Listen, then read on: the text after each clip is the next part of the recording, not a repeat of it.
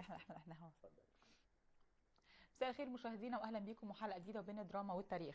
زي ما وعدناكم الاسبوع اللي فات ان احنا على مدار الاسابيع القادمه هنخصص حلقات معينه لكل المبدعين اللي رحلوا عن عالمنا الاسابيع الماضيه.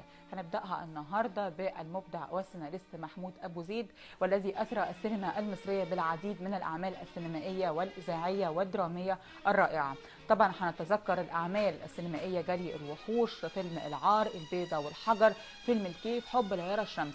الحقيقه هي ما كانتش مجرد اعمال سينمائيه بتقدم، ولكن محمود ابو زيد كان بيحب يخصص او يحب ينتقي القضايا الاجتماعيه اللي كانت موجوده في الوقت ده. لو هنشوف فيلم العار يمكن هي دراما اجتماعيه بتناقش موضوعات كتيره جدا، يعني يمكن هي حاله نفسيه او نوع من المرض كان بيصاب به ابطال العمل او الابطال اللي كانوا موجودين في العمل السينمائي، ان هم بيحاولوا صراع ما بين الغنى ما بين الفقر، ما بين التدين وتحليل العطاره على انها او المخدر على انه شيء من العطاره، فهو محلل ان هو ان احنا نتعامل بيه عادي وان احنا نتاجر بيه عادي. هنشوف برضو فيلم الكيف يمكن كان قريب جدا من القضيه دي. هنشوف ايضا فيلم جري الوحوش برضو بيع الاعضاء، يمكن دي قضيه برضو احنا بنعاني منها دلوقتي وبيتسبب فيها عدد كبير جدا من خطف الاطفال. برضو هو بيع الاعضاء انه هو يبيع جزء من جسمه في الاخر، برضو اللي ربنا عايزه مشيئه ربنا هي فوق كل شيء. البيضه والحجر، موضوع الدجل والشعوذه اللي برضو احنا لحد النهارده لسه بنعاني منه، وبنشوف اعلانات كتير جدا على القنوات الخاصه بتشجع الناس وبتحس الناس انها تلجا للدجالين والمشعوذين لحل مشاكلهم. حقيقه قضايا اجتماعيه كتيره جدا وقضايا مهمه جدا ناقشها محمود ابو زيد يمكن من سنوات طويله، ولكن احنا لسه عايشين بيها لحد النهارده. هنفضل نقول محمود ابو زيد اثرى السينما المصريه واثرى افكارنا اصلا بالعديد من الاشياء ومن العديد من العادات اللي احنا يمكن شفناها. ممكن البعض يتعود عليها او البعض يمكن حاول ان هو يجربها، لكن البعض الاخر او الفئه المثقفه فعلا كانت بتاخد عظه وموعظه من هذه الاعمال السينمائيه. نروح لفاصل نرجع نبدا حلقتنا النهارده بين الدراما والتاريخ مع الراحل محمود ابو زيد. رجعنا مشاهدينا مرة تانية، بنبدأ حلقتنا النهاردة بين الدراما والتاريخ مع الناقد الفني الأستاذ أحمد سعد الدين، الناقد بالأهرام العربي. أهلا بيك معنا يا أستاذ أحمد. أهلا وسهلا. أهلا بيك. النهاردة الحقيقة يعني معانا حلقة، يعني معانا النهاردة نجم، معانا مبدع ابدع واثرى السينما زي ما قلنا في البدايه بالعديد من الاعمال السينمائيه. يمكن دلوقتي واحنا بنشوف جزء من فيلم الكيف فاكرين كل المشاهد، فاكرين كل الحوار، كل الكلام اللي حتى الافيهات الكوميديه اللي اتقالت كلها فاكرينها.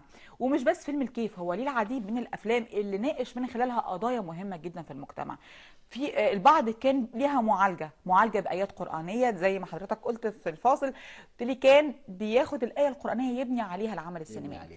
طيب قبل ما نتطرق بقى للحديث باستفاضه عن الاعمال السينمائيه، تقول ايه النهارده او تقول لنا مين هو محمود ابو زيد؟ الحقيقه احنا قدام المؤلف النجم. يعني في افلام كتير تشوفيها تقولي ايه، الممثل ده كويس في الفيلم، المخرج ده مبدع في الفيلم. بسيط جدا لما تقولي المؤلف. هنا احنا في حاله مختلفه. احنا المؤلف هو نجم العمل اولا، ثم بعد كده في المراتب الاخرى هتلاقي الاخراج والايه والتمثيل. محمود ابو زيد يمكن اتولد سنه 41 1941. لما ابتدى يكبر شويه، هو مولود في حي السيده زينب. لما ابتدى يكبر شويه، لما دخل الجامعه، دخل كليه اداب قسم فلسفه وعلم نفس. وده يساعد بشكل كبير جدا على الكتابه، مش على الكتابة بس، على الدخول داخل النفس البشرية. هتقول ايه لما بتيجي تكتبي حوار؟ الشخصية دي هتقول ايه؟ رايحة لفين؟ تقدري تجيبيها كده زي لعبة البازل، بتتكون ازاي وتصرفاتها تمشي ازاي من البيئة اللي حواليها. ده ما ساعد محمود ابو زيد بعد كده في الكتابة. لكن في خطوة قبل الكتابة، ان هو بعد ما اتخرج اشتغل في الرقابه على المصنفات الفنيه. بمعنى ان كل السيناريوهات اللي هتدخل الرقابه كان هو واحد من اللي بيقرا، مشرفين عليها. فبيبقى عندك جزء كبير جدا مخزون من الاعمال اللي انت بتقريها لكبار مؤلفين في ذلك الوقت، سواء كبار او صغار احنا مش مشكله، بس احنا عندنا كم. من هنا لما تهضم هذا الكم تيجي بعد كده بقى انت هتكتب بنفسك، وبالطريقه هتلاقي وبالافكار مختلف. وبالشكل. لكن الحجر الزاويه في اعمال محمود ابو زيد الله يرحمه، طبعا استاذ محمود يعني، التقائه بالمخرج الجميل ربنا يديله الصحه استاذ علي عبد الخالق. هنا احنا قدام بقى توأم روحه. ازاي؟ ده كان يفكر وده شريكه في الافكار وفي التنفيذ. من هنا ابتدينا نقول ان في اعمال لها بصمات مش بصمه واحده. ابتدوها بدايه الثلاثيات دي او الثنائيات كانت في فيلم العار. الثلاثي كان محمود عبد العزيز، محمود عبد العزيز، حسين فهمي، نور الشريف.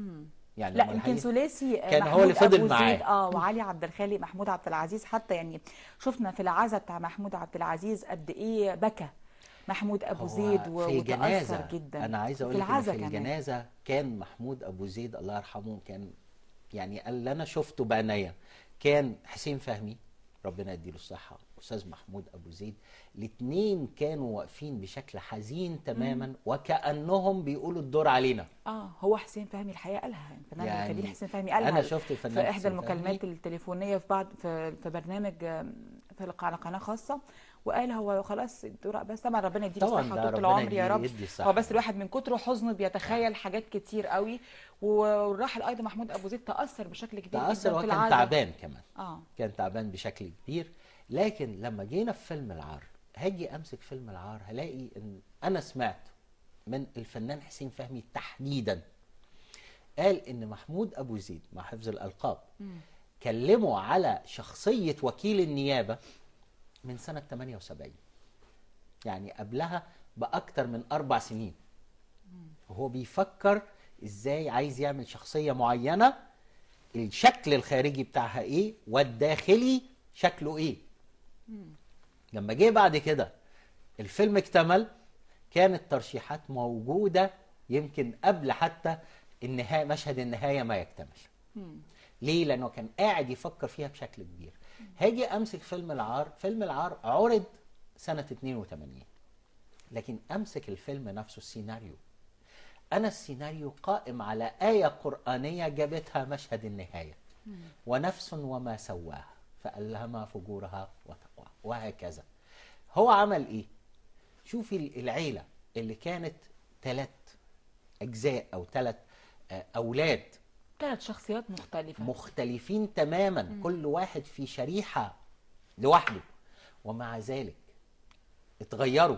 طمع المال هو اللي جمعهم. هنا بقى الفارق ما بين النفس البشريه وطبعا المال الحرام والشيطان. ايوه المال الحرام، يعني احنا برضو عايزين ناكد على حته ان المال كان حرام. وكيل النيابه اللي كان عايز يحلل الحرام باي شكل، لانه اخوه بيقول له ايه؟ اللي نفسه في العسل يصبر على قرص النحل. فالدكتور بيقول له طب واللي ما نفسوش؟ قال له يصبر على عض الفقر. وكيل النيابه قال له ايه؟ لا القرص اسهل من العض. يعني شوفي حتى طريقه الحوار هو جايب ايه؟ جايب وكيل نيابه اللي بيحقق مع الناس عشان يعرف مكان المخدرات دي جايه ازاي وغيره، طبيب النفسي اللي بيعالج الناس من سموم هذه المخدرات، يكتشفوا في النهايه. وهنا شخصيه الراحل عبد البديع العربي يمكن اخذت حوالي 5 دقائق بس في بدايه الفيلم، لكنها شخصيه محوريه من الطراز الاول. ليه؟ هذه الشخصيه تحمل داخلها ما بين متناقضات داخل المجتمع في ذلك الوقت، ويمكن حتى الآن بشكل غريب. التقى والورع والتدين بشكل كبير، وفي نفس الوقت هو في النهاية تاجر مخدرات. نور الشريف برضو كان نفس الشخصية. ما هو هنا ورثها لمين؟ عن والده، ان هو يحلل لابنه حاجات، يقول لك انا لا انا اشربها لكن ما ابيعهوش ولا ابيعوش بس ما اشربوش. كان بيحلل نفسه حاجات غريبه. دي حلال ولا حرام؟ قال له لو كان ده مش نبات، قال له ده مش نبات وبيتزرع خلاص، دي مش نباتات يعني حلال. هو هنا في على فكره هو كمان دخل في حاله جدليه غير طبيعيه، اللي هي ايه؟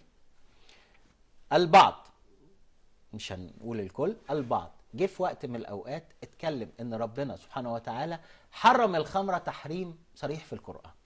هل حرم الحشيش؟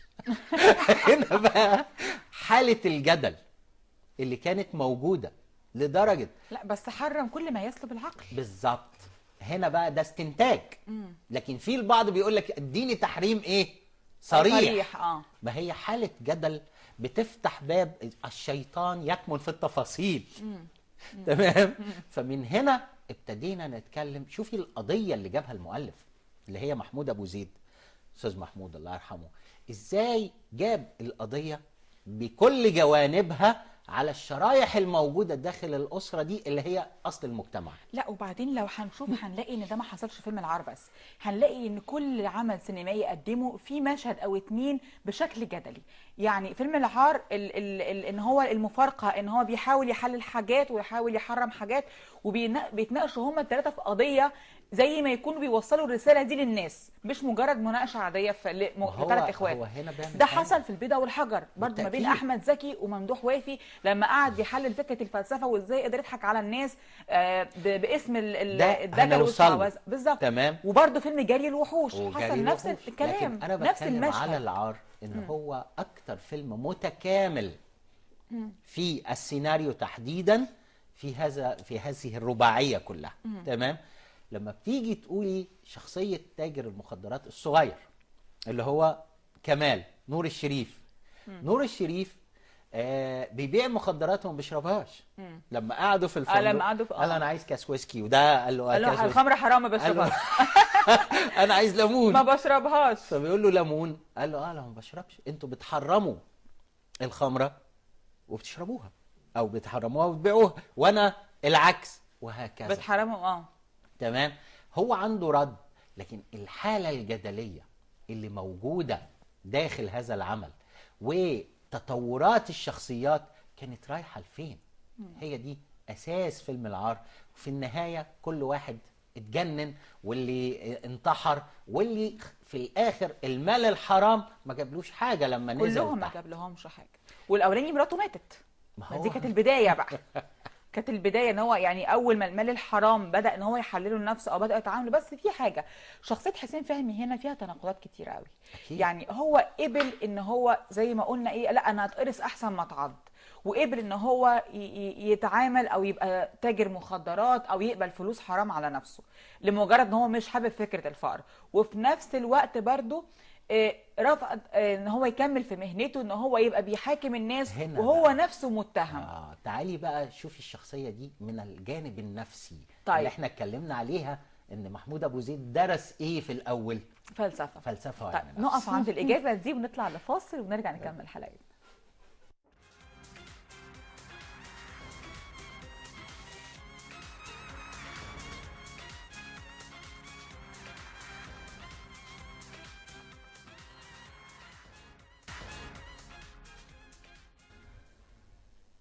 رجعنا مشاهدينا مرة تانية، بس قبل ما نتكلم بقى عن فيلم الكيف أروع أعمال الراحل محمود أبو زيد، بس هناخد الإجابة سريعة من سؤالنا اللي كان قبل الفاصل، وهو التناقض الكبير اللي كان واضح جدا في شخصية حسين فهمي، تفسروا بإيه؟ التناقض هنا مهم جدا. تربية حسين فهمي، شوفي بقى الراجل ده ربى ازاي. طالع من مجتمع له قيم وبيحارب الفساد ويحارب المخدرات. لما اكتشف في النهاية ان ابوه تاجر مخدرات، اصبح هنا الصراع الداخلي ما بين حاجتين مهمين جدا عملوا وفي الاخر شغل ابوه. يعني في شوية مبادئ لسه فضلوا لسه عنده. موجود، المجتمع كان لسه فيه خير. ما هنا انت افتحيها شويه، افتحي البرجل، ما نتكلمش على عيله بس، ده انت بتتكلمي على مجتمع. المجتمع كان لسه فيه الخير موجود، رغم ان حد ما كانوا بالبوزيشن اللي كان موجود فيه ساعتها كان ممكن يستغل وظيفته بالظبط، ان هو يوزع المخدرات دي، في ان هو يشوف التجار مين، ان هو يقدر يسهل العمليه. بالظبط، يسهل على نفسه لكن حاجات هو كتير. نفسه لما حصل التناقض فضل، وده براعه المخرج علي عبد الخالق، جاب الكرسي بتاع وكيل النيابه يلف قدام عينه. ازاي انا هقدر احقق مع الناس دي وانا ابويا لما اكتشف في الاخر ان هو ابوه ايه؟ كان تاجر كان مخدرات. تاجر مخدرات. واخواته. واخوه. هنا فضل، شوفي بقى المبادئ برغم القتامة داخل هذا العمل، إلا إن مبادئ الشخصية الأساسية اللي هي كان لسه فيها خير، قال لك أنا إيه؟ أبتعد. وكمل الموضوع. في الفيلم كان في حاجات جميلة جدا، إن أنت أول مرة تشوفي عالم المخدرات بأساميها الغريبة. يعني بيقول له ايه؟ اصل الرجاله ماتوا. قال له ازاي؟ قال له من يوم ما مات طلبه وابو دقشوم والدفاس وما عادش في رجاله. وفايش الهوامش او فايش ولونك حزين ليا فساواني لحد النهارده. لحد النهارده نفضل نقولها. انت اول مره تسمعي الاسامي الغريبه. عالم المخدرات عالم تاني تماما. ولكن في النهايه لم ينتصر الا ايه؟ الحق. فهنا دي براعه الحق والحلال. بالظبط. يعني مش الحق وبس. ده هيخليني اخد من كلامك ونروح لفيلم الكيف. فيلم الكيف لو دورنا على البطل الحقيقي في الفيلم مش هنلاقيه، طبعا مع احترامنا وتقديرنا لكل ابطال العمل، يعني بدايه من السيناريست محمود ابو زيد حتى الابطال نور الشريف سوري عفوا محمود عبد العزيز ويحيى الفخراني وجميل راتب. لكن هنشوف ان اللي كان بطل الحوار الجدل اللي كان موجود طول الوقت، الجدل المنطقي اللي كان موجود ما بين المنطق وما بين العبث، العلم والعبث والفهلوه اللي موجود. ما هو ده عبث. هو ده اللي موجود طول الوقت في مجتمعنا وفي جوانب كتيره جدا من حياتنا وبنعاني منه لحد دلوقتي. ان انت ممكن تقعد مع حد يقنعك بحاجه وهي غلط وحرام، والعكس. فلعبه المنطق ولعبه العبث دي كانت لعبه مهمه جدا في كل حوارات محمود ابو زيد في كل اعماله. بالتأكيد. زي ما قلناها من شويه، كانت في العار، كانت في جري الوحوش، وكانت في فيلم الكيف زي ما شفنا الحوار دلوقتي. اللي حصل ان فيلم الكيف، نرجع برضو لفيلم العار، المشاهد بتاعت فيلم العار بتاع الفنان محمود عبد العزيز تحديدا رحمه الله فجرت فيه قدرات كوميدية ما كانتش موجودة، ما كانتش متشافة. حتى كل حركاته كانت كوميدية في فيلم العار محمود عبد العزيز. فمن هنا اتبنى فيلم الكيف على محمود عبد العزيز اولا، ودي كانت طبيعته. فواضح ان الترابط والصداقه الكبيره اللي جمعت ما بينه وما بين الراحل محمود ابو زيد خليته شايف ده على الحقيقه برضه. وعلي عبد الخالق، ما هو لازم المثلث يكتمل. من هنا لما اتعمل فيلم الكيف احنا شفنا محمود عبد العزيز يعني خلاص بقى وصل لمرحله كوميديه ما حدش وصل لها قبل. ما برضو في اعدام ميت شفنا ده برضو مع علي عبد الخالق. ما هو بالظبط. لكن فيلم الكيف هلاقي ان انا عندي حاله جدليه ما بين 3 أو 4 موجودين. اول حاجه عندي الدكتور اللي هو يحيى الفخراني، عندي المزاجنجي اللي هو مين؟ محمود عبد العزيز. هو بيحاول يقنعه ان اللي انت بتعمله ده هي القعده اللي انتوا قاعدينها هي اللي بتعمل مزاج، مش الحشيش. بدليل ان عمل له حنه وكلهم شربوها واتسطلوا. يبقى ازاي؟ تمام. لما قال له كده في نفس الوقت الحوار العلمي والنفسي الموجود اصطاد الموضوع ده مين؟ جميل راتب. جميل راتب هنا احنا اول مره نشوفه في دور معلم. وحتى حواره مش حوار معلمين عاديين. فقال مشغوله كويس لكن هنضيف ليها ماكستون فورد. تمام. فمن هنا يبيعوها للناس تسطلهم. هنا الفارق لما حصل الحوار ما بين يحيى الفخراني وجميل راتب كان حوار رائع. في ايه؟ واحد بيتكلم بالعلم والمنطق، بيقول له ثبت علميا ان اللي بيحصل في النظريات العلميه المخ بيتآكل ولا اخره. يرد عليه جميل راتب يقول له الدراسه دي اتعملت هنا ولا بره؟ قال له اتعملت بره. قال له يبقى ما تنفعناش. طب ازاي؟ قام جميل راتب شوف المنطق اللي هو بيتكلم بيه. قال له الناس اللي انت بتقول عليها بره متقدمين صح؟ قال له صح. قال له بنوا هرم؟ قال له لا. قال له احنا بنينا 3. يعني هو مرتب افكاره ازاي. بعدين في النهايه بيوصل لايه؟ قال له انا لما كنت بغش الشاي بنشاره الخشب، وده كان موجود في السبعينات على فكره، كانت منتشره الموضوع ده في المجتمع شويه بعد حرب 73. قال له لما بغش الشاي بنشاره الخشب الناس كانت بتحبه. لما رجعت النشاره غليت ورجعت اعمل الشاي شاي كامل فلست. فهنا الفهلوه ماشيه ازاي، وده يوريكي المجتمع بعد فتره الانفتاح الاقتصادي كان هو بينتقدها، بس بينتقدها باسلوب مختلف. تيجي بعد كده حتى الاغاني الكيميكا اللي هو كان بيقولها لحد النهارده بعد اكتر من 30 سنه الناس فاكراها. يكفي ان انا عندي ممثل عمل مشهدين مالهمش تالت، كان ماستر سين الفيلم، اللي هو دكتور فؤاد خليل الله يرحمه، اللي هو قال له ايه؟ ستموني احبك يا ستموني. احبك يا ستموني. هنا الصراع ما بين العلم والفهلوه اللي كان موجود، وفي نفس الوقت اصبح العالم ضحيه مجتمع. في النهايه العالم اللي هو الدكتور يحيى الفخراني وصل في النهايه ان هو غصب عنه اشتغل في ايه؟ في المخدرات، اللي هو بيعمل له الحنه والكلام من ده. هنا هو كان بينتقد المجتمع بس باسلوب غير مباشر.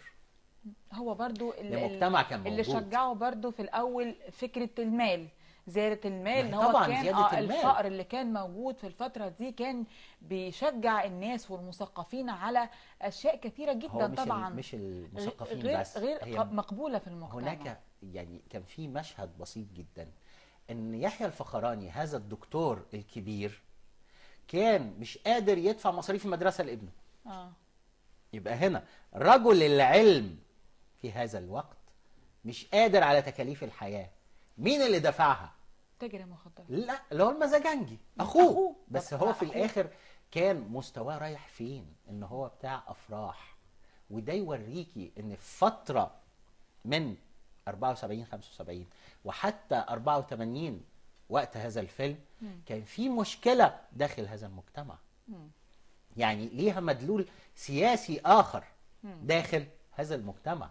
فانت شفتي هنا وشفتي الاغاني الهابطه اللي ظهرت. احنا عندنا غير الاغاني الهابطه كمان احنا عندنا حوار رائع. وكلمات لغه كنا اول مره نسمع اللغه دي وطريقه الكلام زي ما قلنا في العار، وكانت اكتر في فيلم الكيف. يعني احنا شفنا مشهد واحد بس في كام لغه احنا مش فاهمينها وكام مصطلح مش معروف. نروح لفاصل ونرجع نكمل حلقتنا.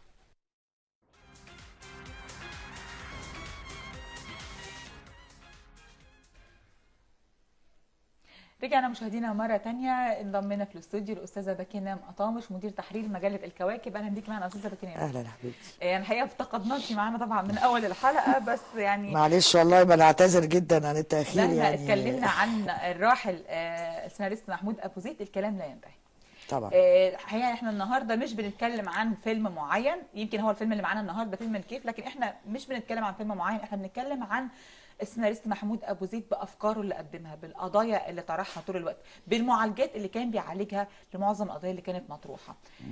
هنبدا في البدايه بشكل سريع جدا، تقولي ايه لمحمود أبو زيد وتقولي ايه عن محمود أبو زيد؟ اقول ان محمود أبو زيد من الكتاب المتميزين جدا في السينما. ليه متميز؟ مش بس لان هو كاتب ملم بقضايا مجتمعه، لكن لان هو تناول في مراحل حياته، في كل مرحله من مراحل حياته هنلاقيه بيتناول حاجه معينه او قضايا معينه. يعني هنلاقي في بداياته تناول مجموعه افلام عن المراه، وتناول قضايا المراه بشكل مهم جدا. فخدعتني امراه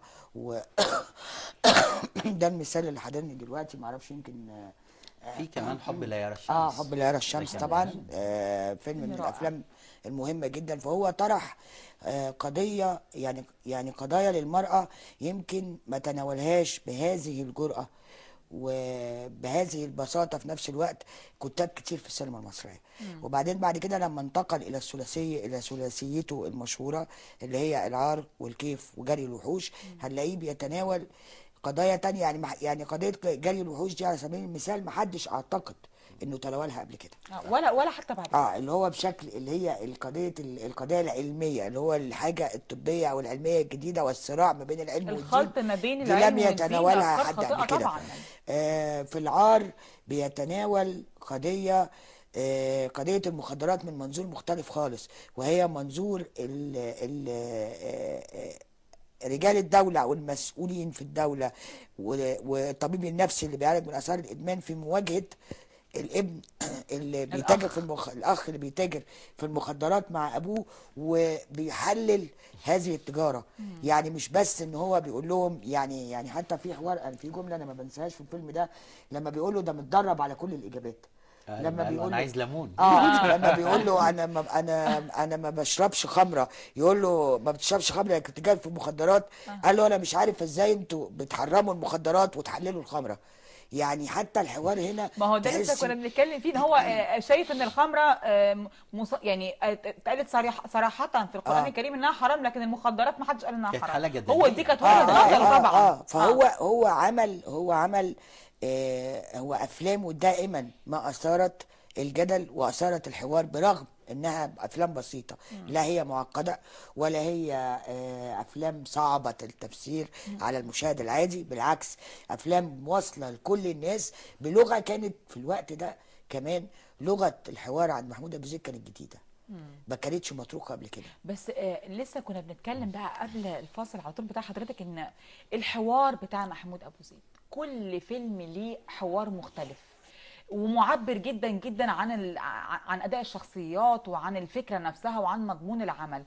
سمعنا مصطلحات غريبه لاول مره بنسمعها، سمعنا كلام غريب، سمعنا حوار جدلي بشكل كبير جدا في كل الاعمال يخلينا احنا مش عارفين نبقى مع مين، نتعاطف مع مين ضد مين، ونصدق مين وما نصدقش مين. كل حاجه بالمنطق يعني، ويمكن ده اللي اثر، ده كان من تاثير دراسته للفلسفه وعلم النفس. كل حاجه بيحاول بالمنطق، بس هو مش بيقنع المشاهد قد ما هو في النهايه لما بيجي يعالج القضيه دي بعد طرحها بيوصل رساله معينه للمشاهد ان اوعى حد يضحك عليك بالمنطق. شوفي خلي بالك الحوار بتاع، الحوار والمصطلحات لا بقى. شوفي خلي بالك الحوار عند محمود ابو زيد كان ابن مرحله اللي هي بدات فيها او بدا ظهور بعض الاغنيات الشعبيه الغريبه شويه، اللي هي كان بيتغنى بيها مطربين شعبيين كبار على فكره، مش صغيرين مش قليلين، يعني مش زي الموجودين دلوقتي. وكان بدايه ظهور ظاهره من افلام المقاولات في السينما، وبدايه ظهور اول مره السينما كانت تتطرق للحوار اللي بيتم في الشارع زي ما هو كده. كل شخصيه كانت بتتكلم من منظورها هي، ما كنتيش تحسي ابدا ان في تضاد، او ما تحسيش ان دي شخصيه حلوه ودي شخصيه وحشه، دي بتتكلم من الشارع ودي بتتكلم من منطقه اعلى. العالم الدكتور في الكيف، وكيل النيابه في العار، لما كنتيش تحس ان في فرق بينه وبين التاني. ليه؟ لان كل واحد بيتكلم من منظوره هو، بيتكلم طبعا او طبقا لشخصيته هو، عارف يعبر ثقافته. الثقافه هنا مش متعارضه مع بعضها، بالعكس انت مش حاسه ان انت مش متضايقه وانت بتسمعي الحوار ده والحوار ده قدام بعض، لان انت عارفه ان ده بيعبر عن طبقه معينه وثقافه معينه ومهنه معينه، وده بيعبر عن ثقافه تانية مختلفه خالص اللي هي ثقافه الشارع. لكن يعني هو يمكن محمود ابو زيد كان بدايه الناس اللي كتبت برضه بجرأة شديده بالتعبير عن لغه الشارع، اللي هو قدم لغه الشارع. لا والمصطلحات كمان كانت غريبة ازاي يعني. عالم المخدرات وعالم الشارع ده عالم تاني خالص، محتاج اوقات وفترات طويلة جدا عشان يقدر يندمج مع الحوار ده ويقدر يسمع المصطلحات دي ويبدأ يركبها على المشاهد. هو في الوقت هو ازاي ده، تعامل ما انا بالشكل هقول ده؟ لك، في الوقت ده زي ما اتفقنا من البدايه، محمود ابو زيد ابن منطقه شعبيه. المناطق الشعبيه زي السيده زينب والدرب الاحمر والجماليه والحتت دي هتقدري تسمعي كل المصطلحات اللي انت بتقوليها، لان شوفي المنطقه دي كلها بما فيها البطنيه اللي كانت مشهوره شهره غير بتجار طبيعيه المخدرات. في الستينات والسبعينات والثمانينات. تجاره المخدرات كان ليها مصطلحات مختلفه، لكن هو قدر ان هو يلم المصطلحات دي ويوظفها توظيف صحيح. يعني انا اول مره كنا نسمع بيفيش الهوامش، جاب مصطلح علمي في جري الوحوش وخلاه شعبي. الانتريال لوب اللي هو بقى الطرلب بتاع محمود عبد العزيز، هو هنا وظفوا التوظيف الامثل داخل السيناريو، لم يخترع. مصطلحات فيلم لكن هو الكيف عمل ليس إيه؟ لها مثيل. ما هو انا معاكي، الفيلم كله قايم على مصطلحات، كل الحوارات قايمه على جميل. مصطلحات. انت لما تسمعي الاغنيه كنا لسه بنسمعها الكيمي دلوقتي، كيميكا. لا التانية اللي هي ايه، اه يا قفا اه يا قفا. خدي المصطلحات بتاعتها كده ببساطه وشوفيها هتلاقيها ماشيه مع الزمن اللي احنا فيه برغم ان فات اكتر من 35 سنه. وكان ساعتها تحليل اشمعنى بنغني للرموش وبنغني للعيون فين وبنغني البق للقلب وفين ما الشعر؟ ما نغنيش يعني للقفا هو ليه؟ اتكلم بشكل اللي على لسان حال الناس الشعب. ساعتها. لان ما تنسيش ان الفتره دي يمكن استاذه باكينام تعرضت ليها ببساطه، لكن هذه الفتره حصل فيها ايه؟ نهايه سبعينات بدايه ثمانينات، وهي كانت هجره الايد العامله الى دول الخليج والسعوديه، ثم العوده في الاجازات. هنا في اللحظه دي كان في مشكله اكبر. اللي هاجر بشكل كبير وبقى يرجع اجازات معظمهم من الحرفيين اللي هم عايزين لغه قريبه من لغتهم، مش عايز اللغه بتاع الطبقه الوسطى او المثقفه. اتعمل لهم افلام بهذا الشكل. يمكن افلام المقاولات كانت ليها رواج كبير في الوقت ده، لكن اتعمل فيلم بشكل محترم ومع ذلك دخل فيه المصطلحات دي. ننتقل الى جري الوحوش. جري الوحوش قايم كله على جمله بسيطه جدا: اللي ربنا كتبه لك ما تعترضش عليه، لان انت في الاخر لو اطلعتم على الغيب لرضيتم بالواقع. شوفي اللي كان عنده الفلوس من اولها لاخرها، واللي كان عنده الاولاد وما عندوش فلوس، الدنيا كانت معاه ضايعه. لما حصل تزاوج في الافكار ما بين الاثنين، وده ياخد نص فلوسه وده ياخد جزء من جسمه اللي هو الطرلاب اللي مشي، لا ده نفع ولا ده نفع. حتى العلم اللي كان في النص، اللي كان دايما بيقول زي الغرب اللي تيجي تقولي حاجه يقول لك رجعها للطبيعه، رجعها للعلم، رجعها مش عارف ايه، بدون وجود اله موجود لهذا الكون، فشل ان هو يوصل لنتيجه. مين كان صاحب الحكمه داخل هذا العمل؟ فنان حسين الشربيني اللي هو المحامي اللي كان مدافع. هنا بقى مدافع عن الحق، تمام، وعن الدين. ما هو عن الحق. الدين هو الحق. طيب نروح لفاصل، اخر فاصل معانا النهارده، ونرجع نكمل حلقتنا.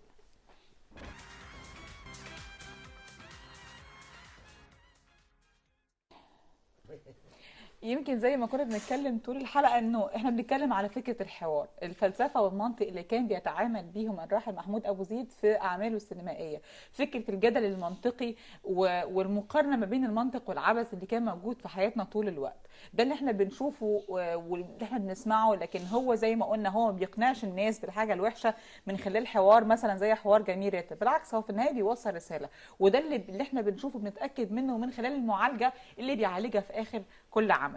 زي ما شفنا في العار كانت النهايه واضحه وصريحه، برضو فيلم الكيف كانت النهايه واضحه، وفيلم جري الوحوش. طيب احنا بقى عايزين قبل بس ما نقرب من نهايه حلقتنا، عايزين نتكلم بقى عن فيلم حب ليالي الشمس. يمكن دي برضو كانت قضيه مهمه جدا جدا جدا، لكن اتعالجت بشكل رومانسي صريح، وده يمكن كان الاختلاف اللي مش متعودين منه عن محمود ابو زيد. هو هنا احنا قدام مشكلة كانت موجودة في المجتمع، ومشكلة الفقر تحديدا. وازاي الانسان ممكن يبيع ضناه. وبرضه هترجعي لنقطة مهمة: اللي ربنا عايزه هيكون. بالظبط، انت عايز حفيد وعملت كل حاجة عشان يبقى لك حفيد، لكن شخصية فريد شوقي وجه الحفيد واتكتب باسم الست التانية، ومع ذلك مات في ايه؟ يعني هو نفسه فريد شوقي كان عنده اطيان واراضي وحاجات من كده، عنده ابن الصراف بتاعه حاسس ان هو بيخلف كل اسبوعين يعني. فكان بيسأل نفسه سؤال جوهر الفيلم: انا ابن البشوات واصحاب الاطيان ما بيخلفش، وده اللي مش لاقي ياكل كل شويه بيخلف كل سنه، فحب يشتري طفل. مش يشتري طفل، هو يعني يشتري انسان. بالظبط، هو يعني هو من وجهه نظره ان هو كده بفلوسه يقدر يعمل اي حاجه. وخلي بالك الفقيره وافقت اللي هي نجلاء فتحي. لا هي مضطره، ما هي مش لاقيه تاكل، هي مضطره، لكن في الاخر برضو ايه اللي حصل لها؟ حست باحساس الامومه، الاحساس اللي صعب انها احساس فطري. تنكره. ما هو ده احساس فطري ما تقدرش يعني مش الفيلم ده احنا لو قفزنا بعد اذن حضرتك لحظات، لو قفزنا مثلا حوالي 6-7 سنين هلاقي ان اتعالج بشكل اخر في لا تسألني من انا. صح. تمام. طبعا بس طبعا. المعالجه كانت فيها رحمه شويه، لكن زي ما قالت استاذ باكينام، لا الفيلم فيه اختلاف، واختلاف جراءه في الفكره بشكل مش طبيعي. ابو زيد يا استاذه باكينام في الفيلم ده شوفي محمود ابو زيد في الفيلم ده من الاخر يعني، مش في الفيلم ده بس، في الفيلم ده وكل الافلام اللي احنا ذكرناها، عاوز يقول جمله واحده بمنتهى البساطه: ربنا ما بيتعاندش. صح. بالظبط. بس بالظبط. هو عاوز يقول كده في الاخر. كل افلامه بتقول ده. حب ون- الهرى الشمس او لا، ومش ربنا ما اقوى. بيتعاندش، عايز يقول في ربنا.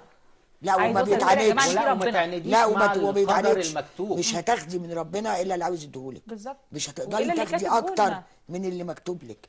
وفي نفس الوقت كمان زي ما يعني استاذ احمد اشار دلوقتي، اللي ما معهوش فلوس عنده عيال كتير جدا، واللي معاه ما عندوش. ما ليه؟ ربنا 24 هي قيراط كده ال ربنا 24 بيوزعها. ايراد. بالظبط. لانه عايز يقول لك ان الرزق مش بس في الفلوس، لا ده الرزق في العيال كمان، وفي البنون. في البنون كمان، لانه المال والبنون. يعني كل الرسائل اللي بيقولها محمود ابو زيد، حتى وان كانت رسائل نابعه من الدين، الا انها لم تكن تحمل زي ما بنقول ايه، درس الديني اللي بنقعد فيه ونشعر فيه الدرس احيانا مش الديني. مباشر. بانه ناشف مش او مباشر. جامد شويه. مش يعني هو كان بيقول الفكره ببساطه شديده جدا، وزي ما حضرتك قلتي عمل حاجه رومانسيه جدا في فكره بعيده كل البعد عن الرومانسيه. درس الدين والحياة مهم جدا. آه. يعني هو للأسف خلصت حلقتنا النهاردة طبعا. يعني زي ما قلنا في البداية، محمود أبو زيد مش محتاج حلقة واحدة، محتاج حلقات حلقات. كتيرة جدا طبعاً. جدا جدا، لأن الحقيقة كل قضايا محمود أبو زيد، كل قضية بس عايزة حلقة لوحدها. يعني بشكر ضيوفي النهارده بين الدراما والتاريخ، الاستاذه باكينام قطامش اللي ما لحقناش نقعد معاكي النهارده، معلش. الاستاذه باكينام مدير تحرير مجله الكواكب بشكرك، والاستاذ احمد سعد الدين الناقد الفني بالاهرام العربي بشكرك استاذ احمد. شكرا لك. مشاهدينا خلصت حلقتنا، انتظرونا الاسبوع القادم ومبدع جديد في بين الدراما والتاريخ.